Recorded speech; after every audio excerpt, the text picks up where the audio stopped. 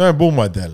Avec l'aileron. Ça, c'est dans les premières générations qu'on a commencé à mettre les exhausts à l'arrière au lieu de ses côtés parce que c'est sur les côtés, les gens se brûlaient les mollets. Puis ils appelaient ça un snake bite. Une morsure de serpent sur ton mollet quand tu débarquais.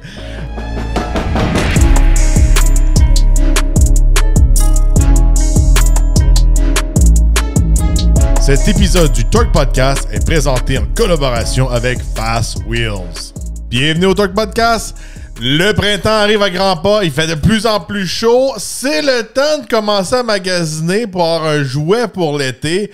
Aujourd'hui, je me donne un défi. Je me donne 3 budgets différents pour acheter un jouet d'été, un summer toy. Bon, les 3 budgets, c'est un budget de 30 000 $, un de 60 000 $ et un de 100 000 $ dans ces coins-là. Puis le règlement, je pourrais vous dire, pour un summer toy, là, vraiment un jouet d'été, c'est vraiment que ça soit un truc qui soit le fun, qui soit spécial, qui flash, qui soit unique. Là, j'élimine tous les côtés pratiques. On peut-tu l'utiliser 4 saisons? Non, c'est juste pour l'été. C'est un jouet. C'est comme un peu une moto. Fait que je me donne le défi de trouver des véhicules. Puis qu'est-ce que j'achèterais avec ce budget-là? Je vous donne mon avis aujourd'hui. Bon, j'ai fouillé un peu. J'ai pas fait des méga recherches. J'ai utilisé plusieurs sites, ces choses-là. Fait qu'on commence avec le budget de 30 000 $. Bon, pour 30 000 $, moi, je vais y aller un petit peu plus vieux.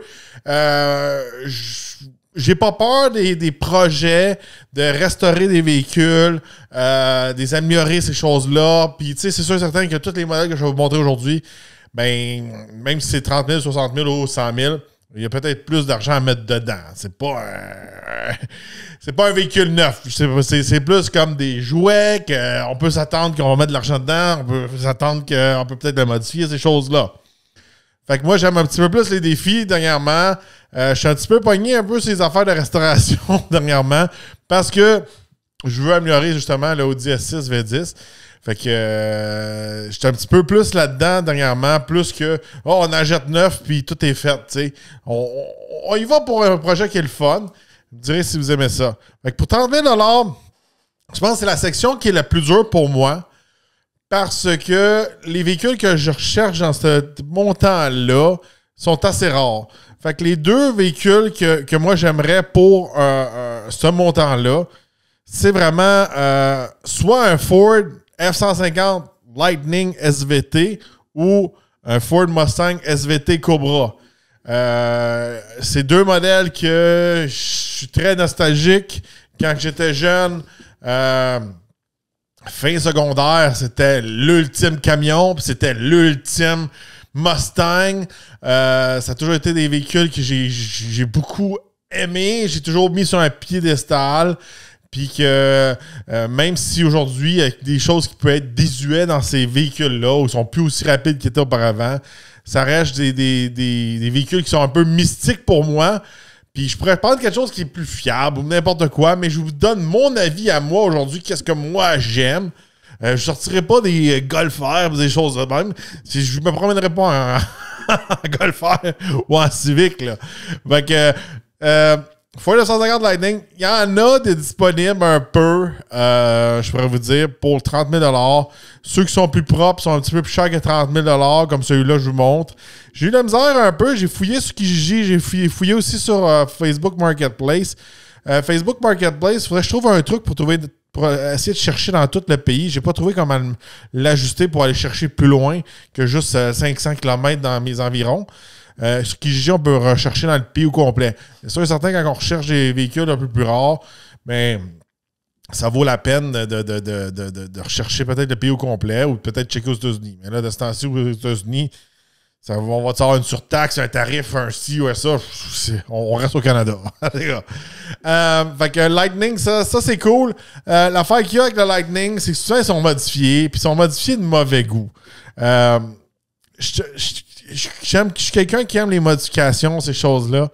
Mais il y a certains modèles que quand tu les touches, c'est touché. Il faut vraiment que tu aies des belles modifications de belle qualité. Regardez comme lui qui est à 40 000, qui est un petit peu plus cher que j'ai trouvé. Là. Il est à Guelph, lui. Fait que c'est comme dans le bout de Toronto, ça. Lui, il est à mon goût. Il est noir, il y a des bons mags dessus. Il y a un cover sur la boîte, tout ça. Lui, il a l'air propre. Il n'y a pas beaucoup de photos. Là. Il y a rien que 2 photos. Là. Mais, comme lui, il a l'air solide. Mais tu sais, les autres, souvent, ils sont maganés. Comme lui, son hood, là, il est pas super. Là, il a changé à gris, c'est pas super. Mais c'est toutes des choses qu'on peut changer. Là, mais j'en ai vu un autre sur Facebook Marketplace. Puis il avait littéralement changé de Supercharger. Puis ça avait l'air assez louche en dessous du capot. Ça n'a pas super de ce côté-là. Comme lui, il n'a pas les super belles roues dessus, mais il est quand même beau. Il est bleu, il a une belle couleur. Lui, il a l'air en shape. L'intérieur n'a l'air pas trop magané. C'est des intérieurs qui se maganent beaucoup, les Lightning, parce qu'ils sont comme tout en Alcantara. Si vous êtes intéressé au Lightning et restauration, je suis le detailer, ça s'appelle Amo NYC. Il y en a restauré un qu'il n'avait pas bougé depuis des années de temps. Il a fait quand même un bon job, mais il manquait une coupe d'affaires pour qu'il soit comme ça à coche. Là. Les SVT Cobra, j'ai eu de la misère à en retrouver plus. Ça, c'est tout ou rien. C'est vraiment comme... Tu peux en avoir une qui est vraiment en shape, puis d'autres qui sont vraiment comme à moitié détruits. Regardez, j'ai trouvé celle-là à Cap-Breton. Mais celle-là est décapotable. Il y en a une au Québec qui est à vendre, que j'ai vue. Mais 40 000, par exemple. Puis elle est décapotable. T'sais, moi, c'est sûr et certain, un modèle comme ça, il faut que ça soit... je préférais qu'elle soit coupée. Mais tu vois, elle a bien été entretenue, celle-là. Là. Puis il n'y a pas beaucoup de modifications. Il y a quelle modification de mauvais goût, là, mais c'est comme un Cobra mis en chrome de même, c'est pas super. Là. Puis les gros mags chromés un peu aftermarket, c'est mieux. Les mags d'origine sont mieux. Mais tu sais, c'est des modifications que si on n'aime pas, c'est pas la fin du monde. On peut arranger l'auto, je pourrais vous dire, de ce côté-là. Là. Mais ils sont durs à trouver. J'en ai pas trouvé beaucoup. Ceux que j'ai trouvés sont loin. Fait que les fameux Terminator que j'appelle, là, ils sont rares. Regarde, celle-là est bien, mais encore là, elle est encore décapotable. 52 000. Tous ceux que j'ai assez trouvé. Faut faire attention et tout. Il y a des modèles qui sont moins hot. C'est comme les débuts, là, comme 99, 2000, 2001, je pense. Là. Les Cobra sont moins cool. Il faut que ce soit comme des 2003, 2004. C'est les modèles qui sont les plus beaux selon moi. Là. Puis le bumper est différent d'avant. Fait qu'on passe à budget 60 000 $. De ce côté-là, je me dis, on va monter de niveau. On va aller dans des Corvettes. J'en ai trouvé une pas trop loin ici à Gatineau. 60 000 flush, une belle Corvette, black on black, 06. Dans ce temps-là, dans ces Corvettes-là, c'est une 2008. Il y avait un 427 en dessous du capot, fait que c'est un V8 7 litres. C'est des moteurs qui s'en viennent de plus en plus rares, qui sont rares, qui étaient des bons moteurs aussi. Souvent avec une bonne transition manuelle, tout ça. Ça a l'air quand même solide comme choix, ça. Je n'ai pas trouvé 10 000 options, mais je m'ai dit qu'on peut upgrader. C'est sûr et certain qu'avec le budget que je vous parle aujourd'hui, à chaque fois qu'on peut augmenter, je vais vous donner un exemple. Avec le budget de 30 000, on n'est pas obligé d'aller tout le temps avec un SVT Cobra. On peut aller jusqu'à un Mustang normal, puis vous avez en masse de choix. Puis si on garde la Mustang, puis on monte dans le budget de 60 000, là, on a encore des plus belles Mustangs. Puis si on y va avec le budget de 100 000, maintenant on peut tomber dans des modèles qui sont littéralement à neuf. Mais aujourd'hui, chaque fois qu'on monte de budget, je monte l'exotisme du véhicule que je pourrais dire qui est un jouet d'été. Là. Fait que Corvette, je pense, bon choix de ce côté-là, le fun, puis c'est des véhicules fiables. Tu sais, quand ils n'ont pas trop été joués dedans, là, je vais vous dire de quoi, le Mustang, c'est pas très dur à réparer. Puis c'est des pièces que des fois, c'est les mêmes pièces que tu retrouves dans un camion. Même chose avec un Corvette. C'est des véhicules qui sont faciles à réparer, modifier, à trouver des pièces, ces choses-là. Bon, si on tombe avec le budget de 100 000, ça devient plus compliqué à 100 000. Là. Les deux véhicules que j'ai choisis pour 100 000, c'est soit une Dodge Viper ou une Audi R8. Avec deux V10. Avec les Vipers, vous avez en masse le choix. C'est surprenant quand même. Il y a beaucoup de choix. Je pense que souvent, les acheteurs de Viper, c'est des gars qui roulent fort. Ils s'achètent une Viper pour impressionner. Puis là, à un moment donné, leurs affaires, ça va moins bien. Ils vendent. On dirait tout le temps qu'il y a tout le temps une Viper à vendre. Plus que des Corvettes ou d'autres modèles comme ça. Puis des Vipers, on en voit. C'est rare qu'on en voit sur le chemin. Puis à chaque fois que je vois une Viper, moi, sur le chemin, je suis content. Je suis comme... Je trouve que c'est un véhicule exotique. Même si pour certains, c'est comme plus un véhicule un peu plus redneck. Une Viper, pour moi, j'ai grandi avec ça. J'ai grandi avec ça dans les jeux vidéo. J'ai vu ça à la télé, tout le kit. Ça a toujours resté un véhicule qui est spécial. Fait que c'est un véhicule qui n'est pas pour monsieur tout le monde. Fait que là, il y a différentes années. Regardez, tu sais, là, il y en a une à 95 000 qui est une 97. Là, il y en a une à 90 000 qui est une 2006. Tu sais, il y a toutes sortes de choix. Il y en a des plus vieilles, là, vraiment des premières générations. Tu sais, je pourrais dire que comme celle-là, là, à 88 000 ou celle-là, peut-être, là, plus celle-là, là, une GTS, là, même si c'est pas le modèle qui est le plus récent, avec ces roues-là, je pourrais vous dire, c'est un beau modèle. Avec l'aileron, ça, c'est dans les premières générations qu'on a commencé à mettre les exhausts à l'arrière au lieu de ses côtés, parce que c'est sur les côtés, les gens se brûlaient les mollets, puis ils appelaient ça un snake bite, une morsure de serpent sur ton mollet quand tu débarquais. Fait que je trouve que c'est surtout en bleu, avec les stripes blanches comme ça. Moi, j'aime beaucoup ça. Ça vient me chercher. Il y en a une qui est pas chère, c'est toute noire, là, elle est comme à remonter. Là. Ça reste touché là, quand c'est comme un véhicule de remonter. Là, quand je descends un peu plus, vous voyez un peu plus les recherches que je fais d'habitude. Là. Comme là, regarde, je vais vous le mettre en parenthèse. Là. Il y a comme un Mexican GTR ici. Là. Il y en a un qui vend son F-150 modifié single cab. Je pense qu'il n'est pas 4x4. C'est ça que quand je l'avais checké, il demande 69 000 bon. Puis il y a un nouveau supercharger dessus. Là, il y a vraiment un Whipple dessus.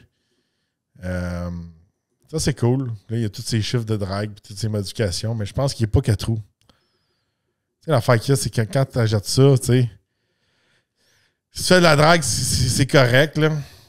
Mais même là, tu sais, l'avantage de ces camions-là, c'est vraiment d'avoir un 4 roues motrices. À mon avis, à moi. Là. Mais bon, je pense qu'il y a une couple de Viper disponibles. Ils sont cool. Là, il y a vraiment beaucoup de choix. Une classique GTS, encore une fois, là, bleu avec les stripes blanches, là, les marques d'origine sur celle-là. Là. Devant la vieille station de service, c'est super beau. Là.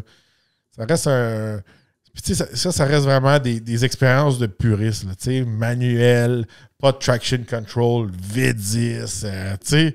C'est vraiment raw. C'est pas comme qu'on retrouve à cette heure. C'est quasiment des expériences simulées, là, je pourrais vous dire. Là. Il y en a une couple. Viper est plus facile. Je trouve que les Viper, là, dans le budget que j'ai donné, c'est celui qui est le plus facile à trouver. Puis il y a le plus de choix. Je pourrais vous dire, là, surtout, le plus difficile, je pense, c'est le Cobra SVT. Après ça, le Lightning. Après ça, une Corvette. Corvette, ça se trouve assez bien. Puis après ça, finalement, regardez, on va aller voir les R8. Mon budget de 100 000 est assez flush, OK? Je vais être franc avec vous. Là, je pensais qu'il avait descendu plus que ça, les R8. Là. Mais il faut faire attention parce que les R8 qui sont pas chers, c'est toutes les R8 qui sont V8. Puis on veut une R8 que le V10. Pas pour avoir un Audi S6 puis une R8 V8, ça se fait pas. Il faut que tu aies une Audi R8 V10. Fait que il y a celle-là qui est pas si pire, là, que j'ai vue, là, qui est à 108 000. Je défonce un peu le budget. Il n'y a pas beaucoup de kilométrage dessus, mais je pense qu'il y a quelque chose de louche avec. Là. Je pense qu'il a refait le moteur, mais elle est super belle, là, grise, là, ben, super clean. En plus, c'est manuel, tout ça. Là, on tombe vraiment dans un véhicule qui fait un supercar, mais on n'est pas... On reste quand même dans le commun des mortels. T'sais, on n'est pas dans les galardos et ces choses-là.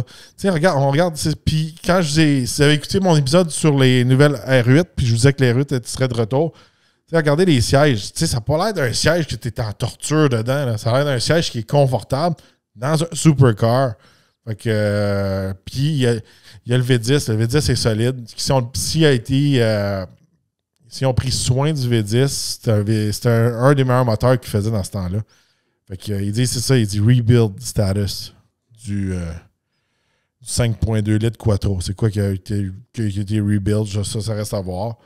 Mais c'est sûr certain qu'il y a plus d'R8 V8 en bas des 100 000. Sinon, là, on est flush avec mon budget. Là. Mais je pense que ça peut faire quand même un beau project car. Regardez, il y en a une à 65 000 ici, mais à plus de millage. Mais tu sais, des fois, plus de millage, c'est pas si pire. Parce que des fois, c'est bon quand elle est roulée. Voilà, les plaques ou ce qui a été pris en photo, c'est là, je pense. Tu sais, il faut avoir l'œil, tu sais, c'est comme... On dirait que le véhicule est... C'est quoi, il est importé? En tout cas, il est louche, lui. Le prix est louche. Les photos sont louches. Les plaques dessus sont louches. Ah, les gars. In fact, in South Korea. Non. OK, genre, c'est ça. Le char est comme en Corée du Sud. Là. Ouais, ça coûte cher de shipping.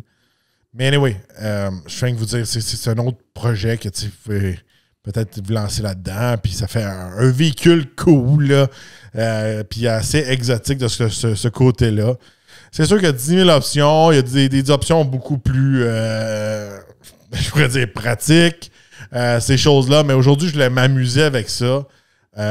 Si on me donnerait le budget avec ces restrictions-là, c'est ça que je voulais vous donner aujourd'hui. Juste faire un petit épisode léger puis le fun, de passionné. C'est sûr et certain, regardez,